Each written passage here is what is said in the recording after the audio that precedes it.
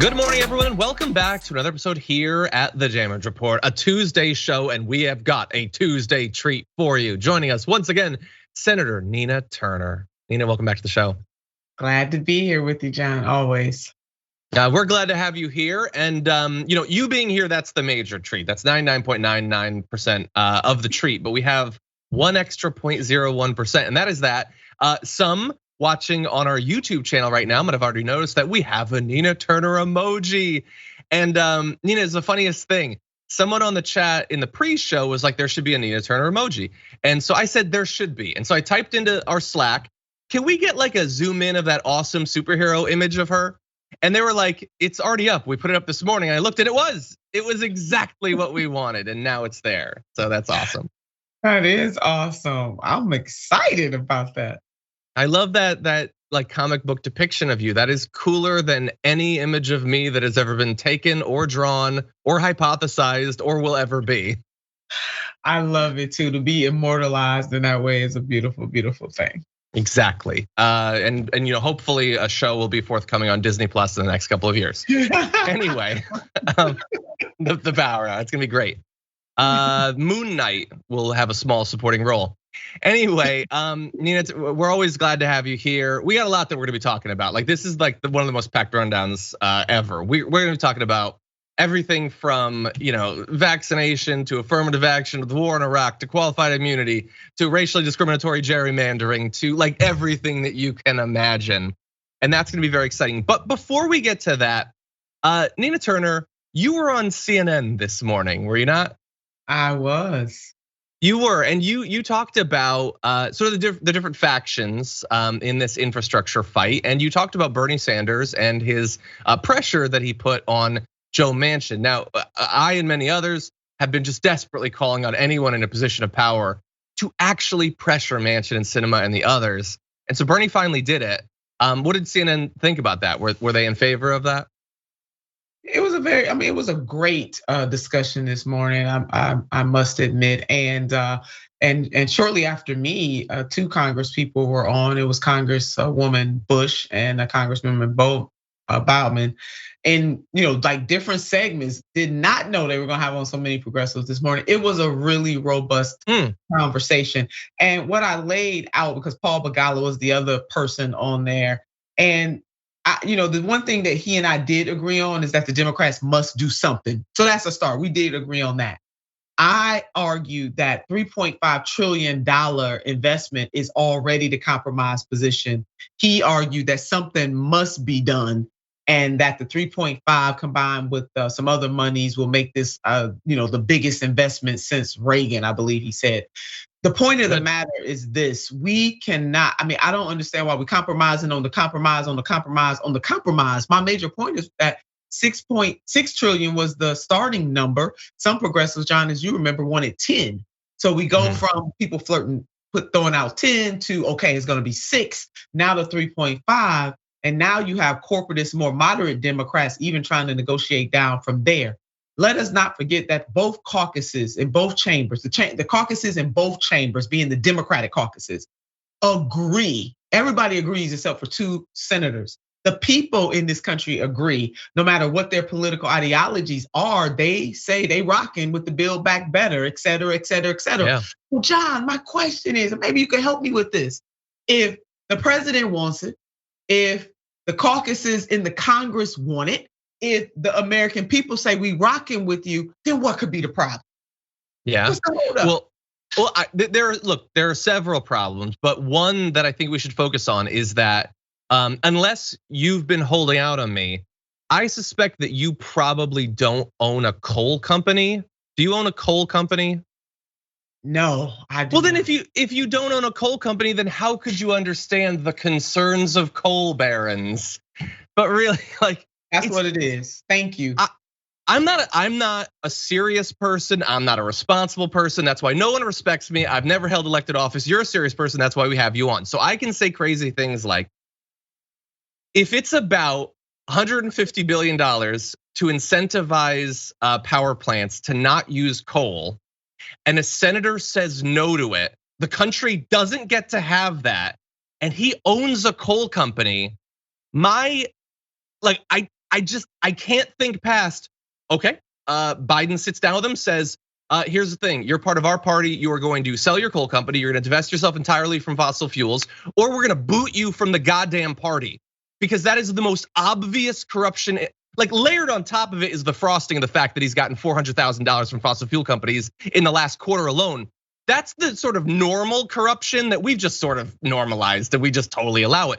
He owns a coal company and he's deciding whether we'll keep using coal or not. Boot him out of the party. How can it be allowed? It is so offensively corrupt. And nobody really talks about it except a couple of progressives. That's it. The news barely cares that that exists. I mean, how could you possibly imply that he would do something that would hurt a company that has gained him $5 million in the past few years? It's madness, Nina. It is, and his family, and as I said on New Day this morning, and like I said, very good conversation with Brianna. He is set for the rest of his natural life. His children are set for the rest of their natural lives, and so on and so forth. So why would he care about West Virginia, one of the poorest states in the nation, I add, about people in communities there suffering and their children not being set? Why does he care? He doesn't care about the implosion of Mother Earth. He just doesn't. And so, John, your point is well taken. Why do we put up with this? The rules need to change. And in order for the rules to change, you got to elect people who are willing to change the rules. One of the other things that Paul said in our robust conversation this morning is that Senator Manchin is the only Democrat that could get elected in West Virginia. Well, you know why? Because he ain't really a Democrat. Let's just go and tell that kind of truth. Because President Biden should move the West Wing to West Virginia and let Senator Joe Manchin know he's tired of playing games. He done met with the man. I mean, how many more conversations? Senator Sanders and him just had a conversation. Thank God Senator Sanders smoked them out. And you're absolutely right. Those other senators, the 48 others, because we got another one we need to bring out here, and that's Senator Sinema.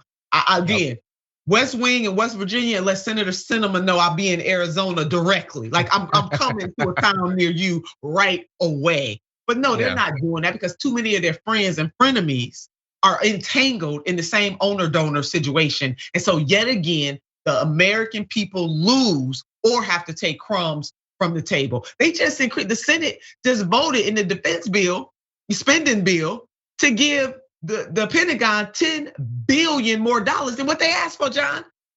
Yeah, I mean, we just riddle me this. Please, I need somebody to help us understand this. Here's what I'm gonna do. I'm gonna set up a segment of the Department of Defense, which is defense against the apocalyptic danger of climate change, and then we'll put all that money into the defense budget, and suddenly it'll be totally cool. Let's just do that then. My God, like we will spend $1 trillion a year to stop like a dude in Chile from shooting you, but like Miami being swept out to the middle of the Atlantic, is it really a priority? Is that really something we need to defend against? We're the dumbest country. And West Virginia, I mean, they're dealing with flooding too, John. Yeah. And West Virginia, we talked about on the show yesterday. Yeah. So it's really gonna take the American people to rise up and say enough is enough. And that, in the words of Fannie Lou Hamer, we sick and tired of being sick and tired. We just gotta stop taking this and stop normalizing this foolishness. 100%. Oh yeah, everyone go see the video of Nina on that. It's awesome. Okay, that's not even on a rundown. We got so much we gotta talk about. So we're about to launch into it. More to the rundown, John. Exactly. You're running down a lot today because you're on, and I just want to talk about everything with you.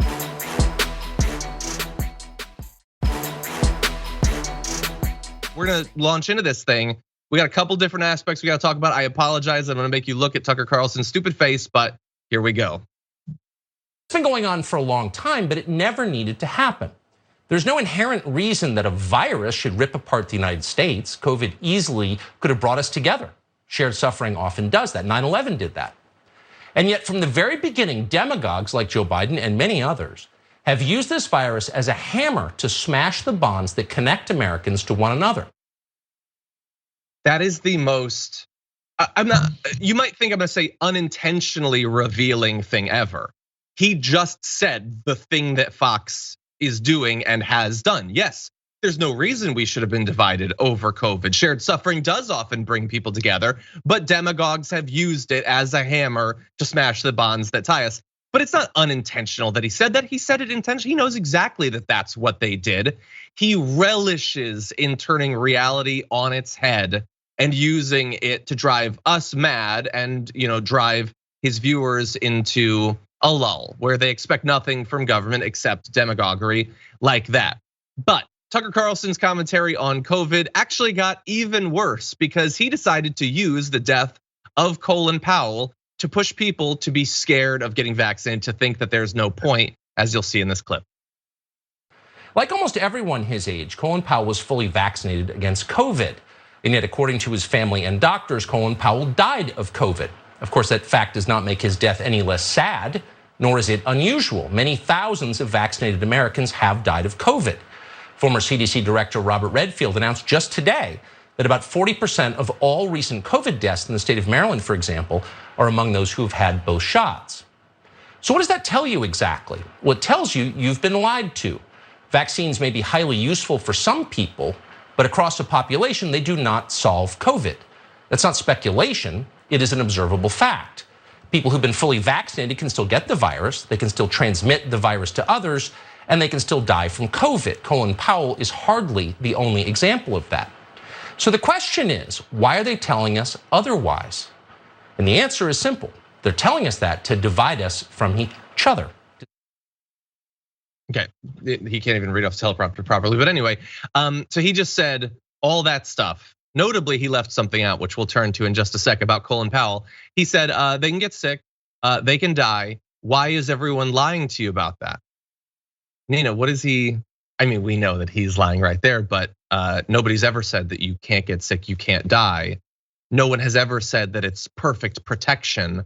That's not true. This is the most ridiculous straw man, and it's gonna get people killed. That's right. I mean, it decreases the likelihood, and we got to do a whole bunch of things together to try to tame COVID. That's washing your hands, washing surfaces that are used regularly, often, wearing your mask, and getting vaccinated. The proof point is that vaccinated people are least likely to die. Doesn't mean that they won't die, or and even if they get sick, hospitalized, that kind of thing, it just decreases the likelihood, but it doesn't rule out the likelihood. And I think I know where you're going, John, because I was on the edge of my seat when he said that General Powell died of COVID. He did not. It was the word, he left out the word complication. Exactly. Well, and any context around the complications. Now, we're gonna give you the full context, but seems like something you'd want to say when talking about somebody dying from that. But while he did acknowledge Powell's age, he neglected to mention that Powell was immunocompromised, having suffered from multiple myeloma, which means that his immune system was less able to fight off infections, including, by the way, COVID. It's one of the reasons I'm sure that he wanted to get vaccinated, to give him the best chance possible. But I want to be very clear, and a lot of people have noted this. He didn't get killed because he got the vaccine, which is like sort of what Tucker seems to be implying. He got killed because too many other people didn't get the vaccine. And so we've decided that 9 months into a readily available free access to the vaccine, there are still tons of COVID just milling about through the country. And so even if you have the vaccine, even if you have a less chance of getting infected, there's still so much of it out there that you might get exposed. And in the end, that's what happened to Powell. It's the last thing that he needed in the condition that he was already in to have an incredibly difficult infection for his system to deal with. Now, he did mention, Tucker eventually mentioned that there were health complications way at the end of the segment. After he'd already moved on, he'd already done other stuff. He pointed out we left out that Colin Powell was suffering from a number of different health problems. He didn't mention the specifics. He didn't give people the information they needed about him being immunocompromised. But even that acknowledgement that he'd left something crucial out, he used to say this. But of course, that's the point. Vaccinating the vulnerable is so people with other underlying health problems won't die of COVID. Unfortunately, that didn't work in the case of General Powell, and it didn't work for many thousands of others. And that's the point we're making in the first place. No, the point you're making is that unless something offers 100% perfect ironclad gold-plated protection, there's no point in doing that. That is the only takeaway that a regular Fox viewer is gonna take from that segment. It didn't save him, thousands are dying, what's the point?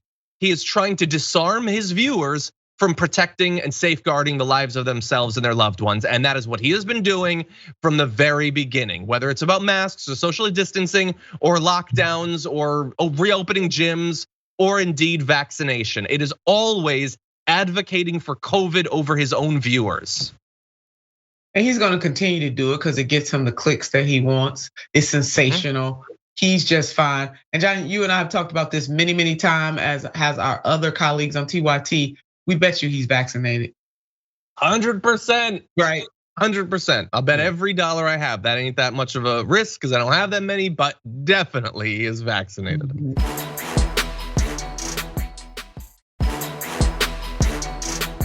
Now, Tucker Carlson decided to use Colin Powell not only to push vaccine skepticism, but also just a grab bag of other things. Take a look at this video. Toward the end of his life, Powell sometimes said that his remarkable career was proof that affirmative action worked, but it always seemed like a half-hearted talking point. Anyone who knew Powell personally can confirm that he was as impressive as any person in the US government, and far more than most of them. He was legitimately smart, deeply knowledgeable about the world. He was openly patriotic. He was hardly a diversity hire. When I saw that, it just made me so mad. And I saw your face when you heard him use the term affirmative action. What were you thinking? Well, I can't necessarily say it because we might get booted off, but it has too many 4-letter words, more than 4-letter words in it. Again, he is stoking, painting people as the other and people as undeserving, merit. Did he deserve, not deserve, who deserves, not deserves? He wasn't a hire because he was a black man. That's what Tucker should have just go ahead, if he had to had the intestinal fortitude, to just go ahead and say that, because that is exactly what he meant to say. So I'm gonna just say it for him. Yes, General Powell was, hardworking, worked himself up the rank. Yeah, he did. He wasn't a diversity hire. Again, painting black people and other people of color as somehow they can't or we can't achieve something based on our skills and abilities. It has to be something extra special. But what he doesn't talk about is the extra special hiring that has gone on in this country for a very long time and is still going on in this country. And guess what? It was based on white maleness with money, land owning white maleness. And in the 21st century, it is about your wealth, being ultra wealthy, because not just wealth.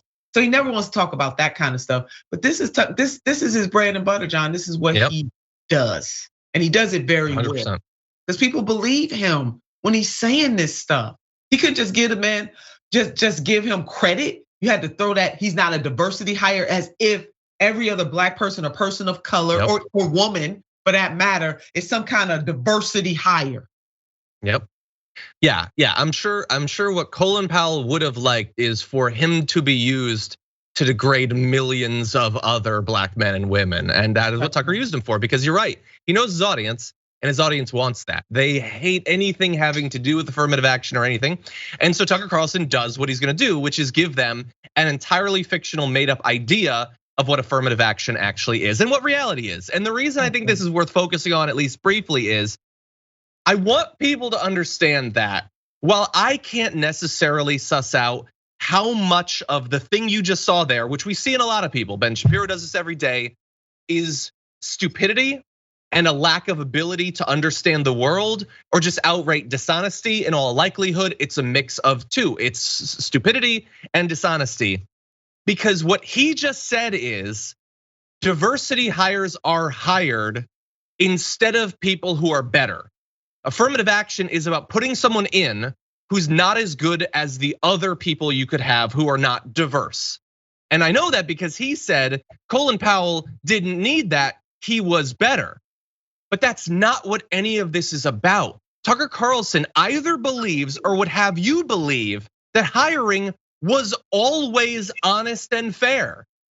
And so what we needed then was affirmative action to get all these lazy, stupid slackers, and we lift them up, rather than affirmative action being about correcting the already established centuries-long bias against a variety of different classes, colors, creeds of people, and all of that, which is the truth. And so again, I don't know if it's stupidity or dishonesty, but Tucker Carlson would have you believe, and he definitely knows his audience wants to believe, that it has always been fair, that there has never been any discrimination. And it's not that we can debate how much discrimination, was it 5%, was it 50%, was it whatever, it never existed in any way. And if you believe that, if you could look out at America today, 5 years ago, 50 years ago, and say it was always perfectly fair, there was never an advantage to being white, never advantage to being straight, never advantage to being male, whatever, insert whatever you want, then you fundamentally are out of your goddamn mind and you don't understand anything about this country. How could we trust anything about your evaluation of American politics, society, culture, if you can't recognize that? But all of the most prominent voices on the right either can't or want you to believe that they can't. Yeah, and he wants to talk about people separate. I mean, that very segment was nothing but trying to separate people. That's what Tucker Carlson does the best. And he has the market on it. I'm telling you, he really does. He is very good at that. But what you laid out is the absolute, we have to face our history as a nation and a world. Just face it, the good, the bad, and the ugly. And just because certain things are a reality today does not mean they have to be a reality tomorrow. But we cannot delude ourselves that a type of affirmative action has always happened in this country and is still happening in this country right now, today. Yeah, 100%. They want to continue, like they just desperate for people to have the same racism of the previous generations, and it's probably going to work. It's probably going to work because it's not just Fox News, and Tucker Carlson's 70-year-old audience. It's the Ben Shapiro's and the Dave Rubins and the Matt Walsh's and the Steven Crowders and all of that. They know that there's a lot of really insecure, generally men who are white out there, and they desperately want to believe that any deficiency in themselves, any lack of achievement, has nothing to do with them. It has to do with this system that is inherently biased against them. And it's out there, and they're watching it. And we're gonna be dealing with the ramifications of that in politics for decades. For a long time. And it's not just Republicans either, John. I know we're moving on. Oh, 100%, you're totally right. You're totally right. Some of these so-called woke folks, they do the same thing. Look what just happened to India Walton. I know you saw that, where the chair of the New York State Democratic Party compared India Walton's campaign to that of compared her candidacy to that of David Duke. Really? Oh, don't worry, we're gonna be talking about that. I knew you were gonna have thoughts on that. You're 100% right. I sometimes broad brush. It ain't just the Republican Party. It's literally everyone to one degree or another. Yeah. In any event, we do have to take our first break. When we come back, we're gonna be talking about the new congressional map that was just unveiled for Texas. It's a doozy. And then we'll be talking about India Walton actually after this.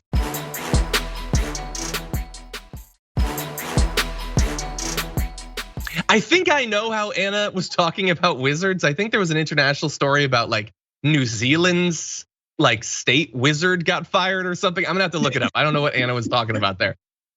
Anyway, I do have some exciting stuff coming up for you to know about though, including that, right after we do the show today, that's when we film our interviews. And I'm gonna be talking with Kobe Bachelor, an organizer for IATSE. IATSE is the big union out here for people who work in TV and film and all that. They've just come to some sort of agreement. And so we're gonna be talking about that. Originally, we were gonna have Colby on to talk about the possibility of a strike, which we can't still rule out, but they've reached some agreement. So we're gonna be breaking it down and getting the experience of someone who's been working in this industry in a lot of different capacities.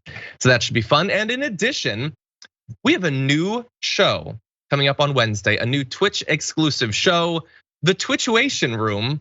Can you guess who's hosting that? No, you see her right there. That delightful image of Francesca and Tuxedo Chitty herself, The Twitchuation Room, will be coming up Wednesdays at 4 p.m. Eastern time, 1 p.m. Pacific time on twitch.tv/TYT.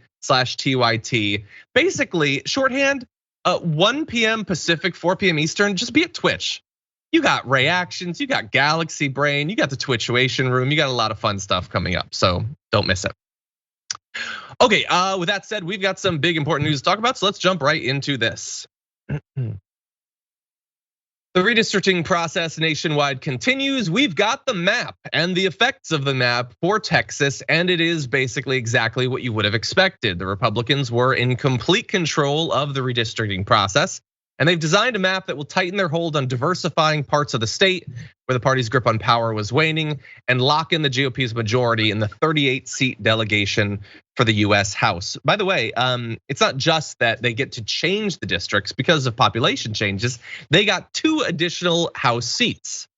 And that's the most of any state in this year's reapportionment. And though Texas received those districts because of explosive population growth, 95% of it attributable to people of color, Republicans opted to give white voters effective control of both. Here's the most amazing thing. So this is a state that is increasingly diverse. The white population has been shrinking. They're going to end up, by the way, with probably 25 Republicans, 13 Democrats in a state that went 52.1% for Donald Trump. He got 2 percentage points more than half. They get almost exactly double the congressional representation. And that's just the raw numbers. We're gonna turn to the racial component of this. And there are some numbers here that are gonna make your blood boil in how racially discriminatory this redistricting process is. But Nina Turner, we know there's bills that would stop this sort of thing from happening, the For the People Act and all that. And I guess we're just not gonna do it. Democrats have control and they're just not gonna use it. And so they have given their implicit stamp of approval on Texas doing what it's gonna do. Yeah, no, they definitely have. And what really galls me is we saw this coming. There has been a backlash against voting rights and voter security and expansion of the franchise, even before Senator Obama became President Obama, but especially after he became President Obama. Go and check the receipts and the records. This backlash has been swift and deep. And the fact that we all knew, especially those of us who have served or are serving in elected office, that 2010, that was a census year, redraw the lines in 2011. The Republicans had control of most legislatures in the United States of America, as they still do today. But what I cannot understand is if the Democratic apparatus knew that 2020 was going to come, and then 2020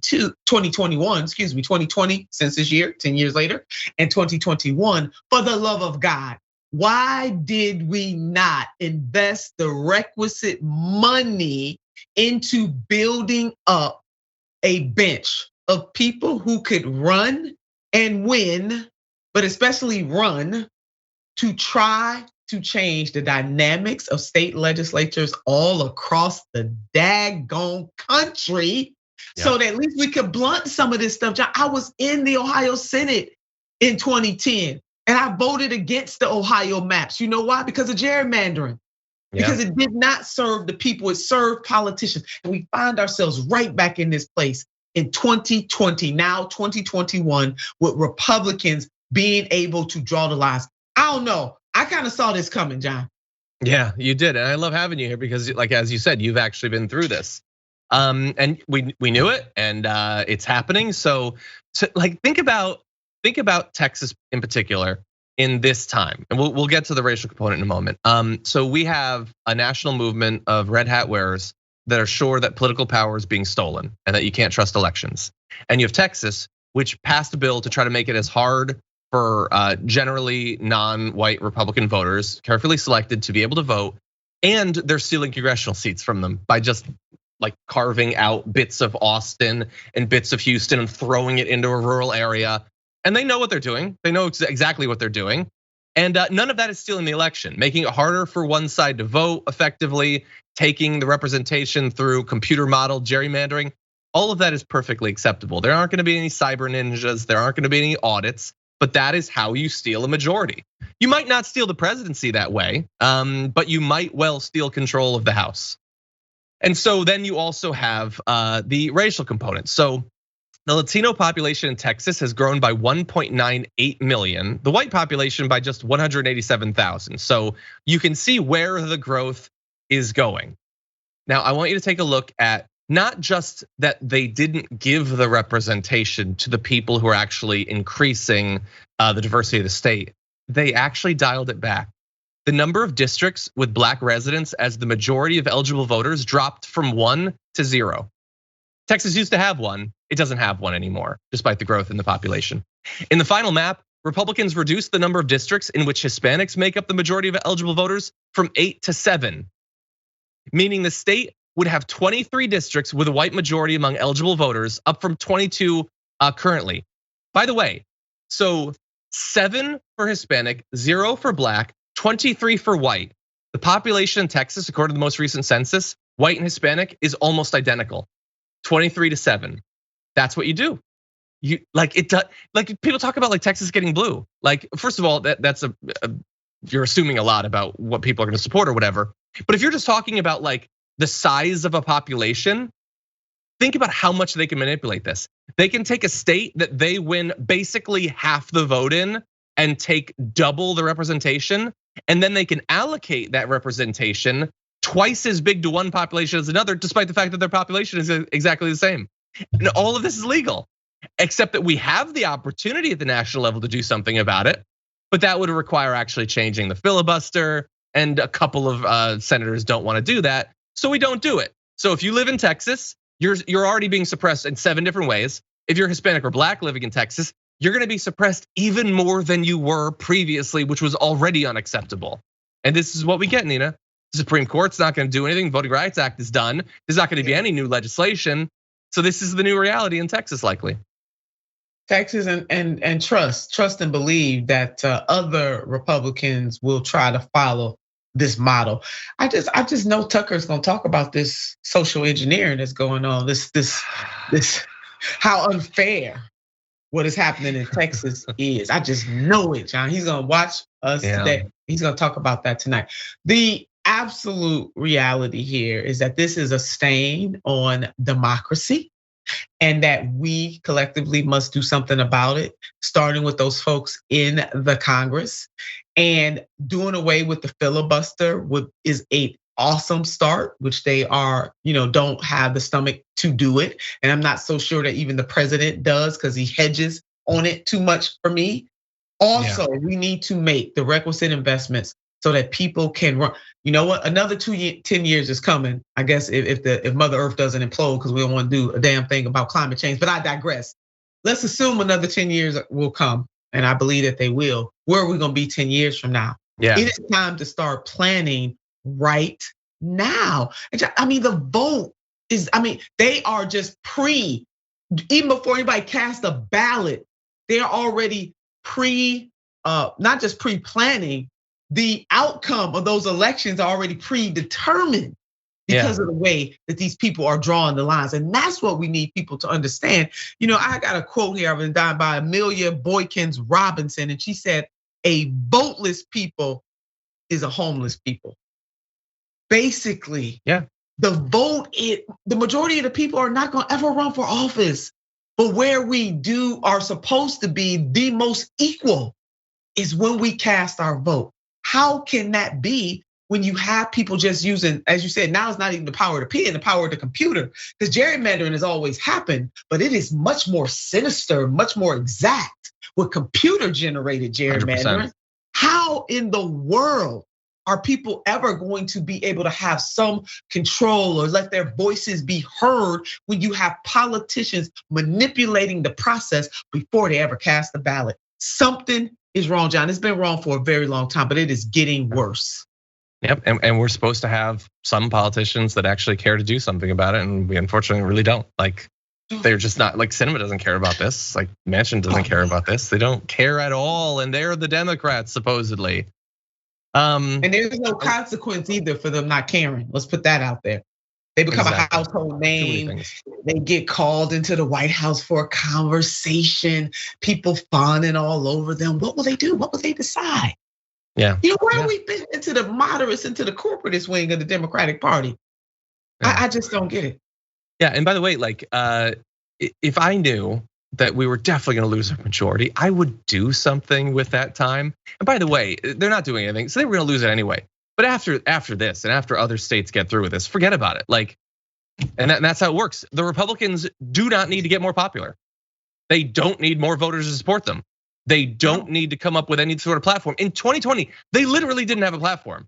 There was nothing. They weren't advocating for anything, and they won't be in 2022. They won't be in 2024. Sure, they'll demonize immigrants. They'll talk about how you should have more guns or whatever, like a cannon on your front lawn. But they literally do not need to become more popular because they have computer models that just deliver them a majority anyway. And by the way, there was one little note. I was going on Twitter and seeing people's reaction to this. And there were a bunch of Republicans sort of debating, was this good enough? Because a lot of Republicans online feel like this wasn't an aggressive enough map because it balanced stealing districts with protecting incumbents rather than just stealing as many districts as possible. But some liked it. And there was a fun little tidbit. So one rando said, D's are being far more aggressive with their gerrymandering in blue states than ours are. Ours seem to be acting very lackadaisical, while D's are brutally drawing out every last R that they can in blue states. By the way, are the Democrats gonna be doing some gerrymandering? Yes, and I would also ban that. Ban all of it, ban it for the Democrats, ban it for the Republicans. But I love the idea that like they literally just took like the entire Hispanic population of Texas and said, screw you, you get nothing. And that's lackadaisical. But anyway, I love the response to that person even more. Andrew said, every vulnerable incumbent in Texas is now in a safe seat, maybe likely for Nels. And we can pick off an RGV seat while giving Cuellar a fighting chance in a primary too. That's a good map. Look at that. So they're talking about, they like that, Cuellar's a Democrat. But they're like, we came up with a map that I think he can beat off a progressive challenger. These are Republicans. And they like are so glad that Cuellar might be benefited by that map. Like, I know it's just a rando or whatever, but I found that to be amazing, Nina. But of course they are, because these corporatist Dems will do anything, fight their own mama to stop a progressive. I mean, that's what this comes down to. So I am not surprised about that. Republicans play the long game too. I mean, it's one thing to concentrate on the Congress and the presidency, no doubt. Those offices are vitally important, especially if we're gonna get some folks in there that's really gonna serve the people, asterisk. However, we cannot continue to turn our back on state legislatures and think that we are going to advance the causes for humanity or the democratic values that we say we ascribe to if we don't make investments in state legislatures, government closest to the people, the place that we are losing the most ground. And not to say we're losing lots of ground on the federal level, don't get me wrong, but the most ground is being lost that has generational impact the most often is on the state level of government.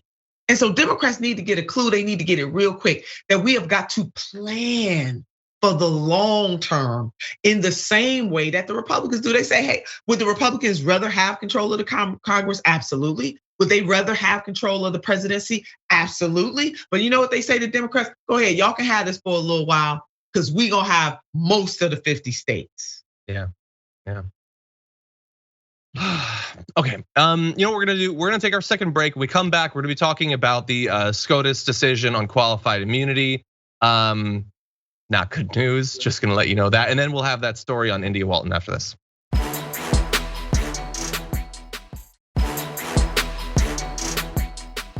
Okay, everybody, we got too much to talk about, so let's jump right into it. The Supreme Court has weighed in on qualified immunity, sort of hoping they would at some point, but unfortunately it didn't go in the right direction. They've ruled in favor of police officers in two different cases involving qualified immunity. That, by the way, is the series of legal precedents that protect government officials, including police officers, accused of violating constitutional rights. And isn't it amazing when the government has baked in protections to protect people who violate your constitutional rights? It almost makes you think they're not rights if the government is allowed to violate them however they want. Anyway, the court overturned lower court decisions without ordering full briefing and argument. A sign didn't see them as close calls. There were no dissents. Now, previously, Sotomayor and Clarence Thomas had criticized qualified immunity. I guess not anymore. I guess it was unanimous. In this particular case, the two cases involved police officers accused of using excessive force. In one, officers used beanbag rounds and a knee on the suspect's back to subdue him. In the second, officers shot and killed a suspect after he approached them while raising a hammer. And so this was an opportunity for the Supreme Court to weigh in on qualified immunity, and they have. They've, not only just not, like it'd be one thing if they were just like, just leave it be. They upheld it, overturning lower courts that were willing to question qualified immunity, Nina Turner. And it looks like not only do we not get any legislation over the past year, the Supreme Court clearly is on the side of the status quo for more police brutality. Well, you took the words right out of my mouth about again, this goes back to the Congress, the Supreme Court. I am not surprised about what happened at the Supreme Court, but what is happening in that Congress right now, the George Floyd Act, ain't going anywhere. And then when they were talking about, because they're not even talking about it anymore, but when they were talking about it, they stopped talking about qualified immunity. And then when they did bring it up, I think it was Congressman Clyburn who said, well, we could pass a bill without it, pretty much. So that was the telltale sign right there. And then the negotiations that were going on in the Senate, as you recall, between Senator Scott and also Senator Booker, just absolutely went nowhere. Surprise, surprise, surprise. So we have to elect more people who are willing to absolutely challenge the status quo. And doing away with qualified immunity does not hurt good law enforcement individuals. I need people to understand that. But you know what? Having people who took an oath to protect and serve just be able to use violence and force any way that they see fit without a consequence is wrong, and it makes law enforcement less safe because people are scared and they do not trust.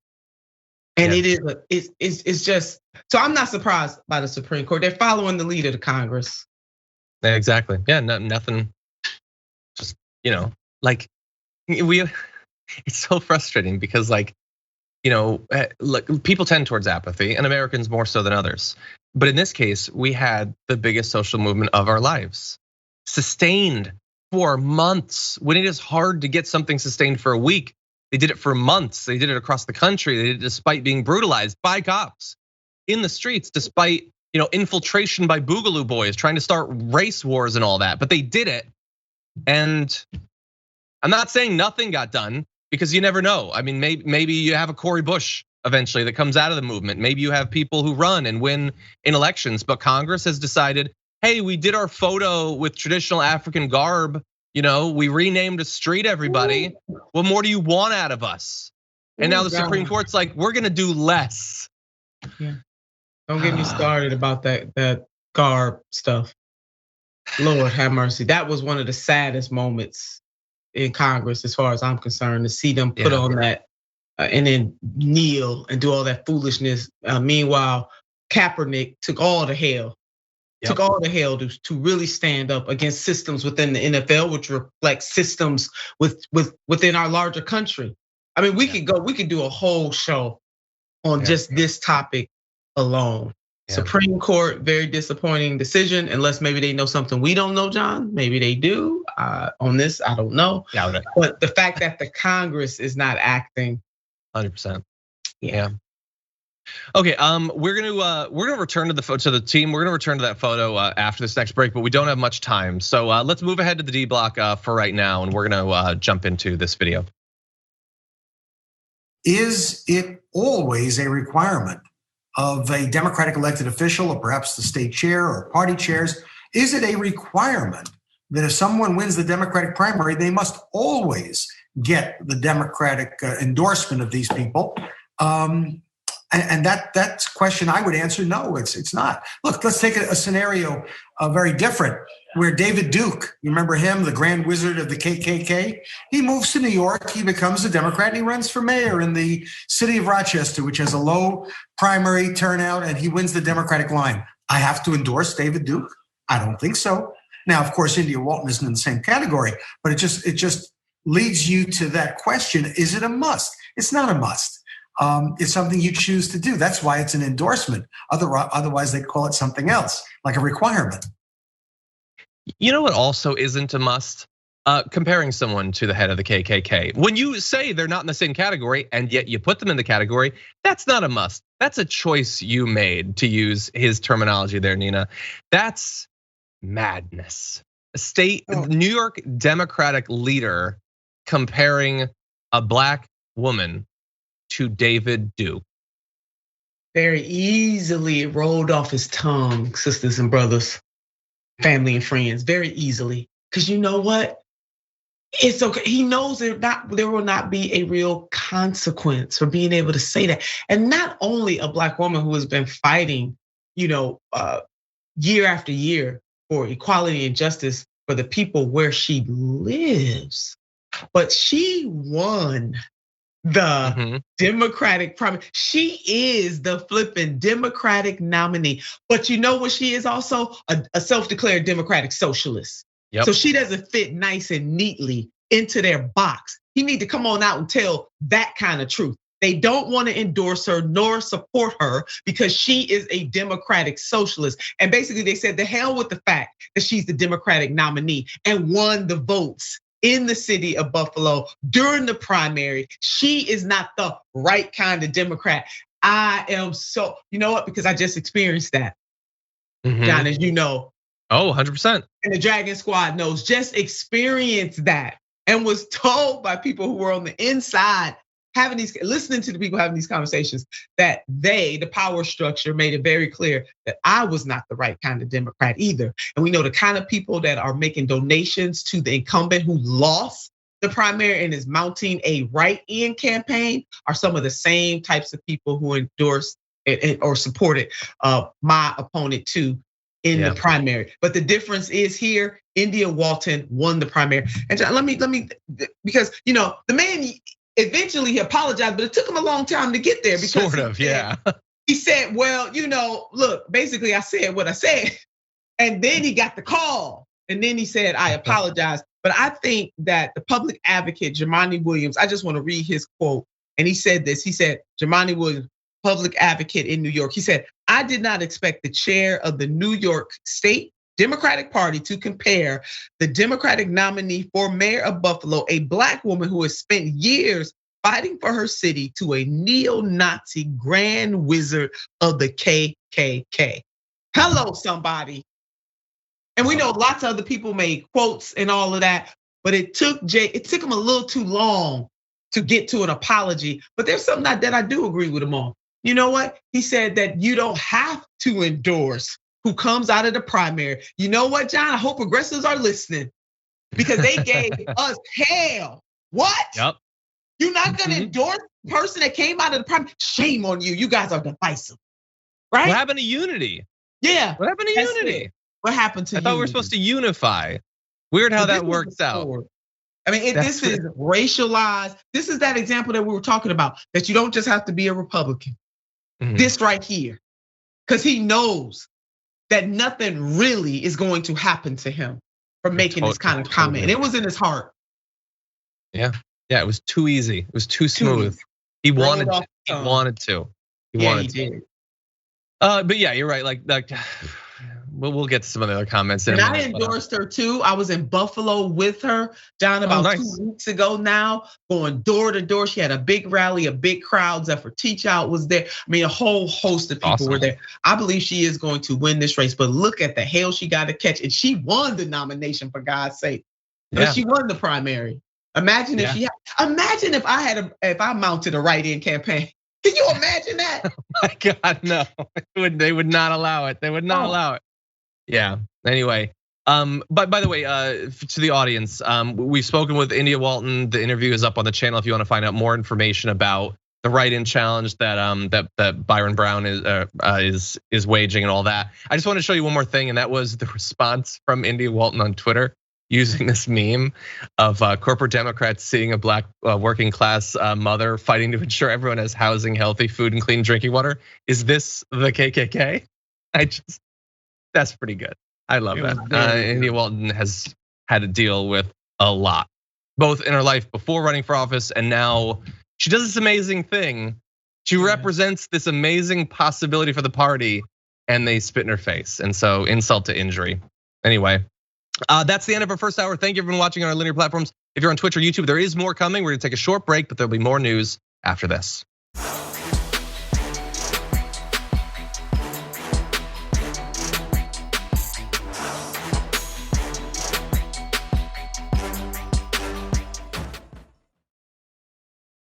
Thanks for listening to the full episode of The Damage Report. Support our work, listen ad-free, access members-only bonus content, and more by subscribing to Apple Podcasts at apple.co/TYT. I'm your host, John Adarola. I'll see you soon.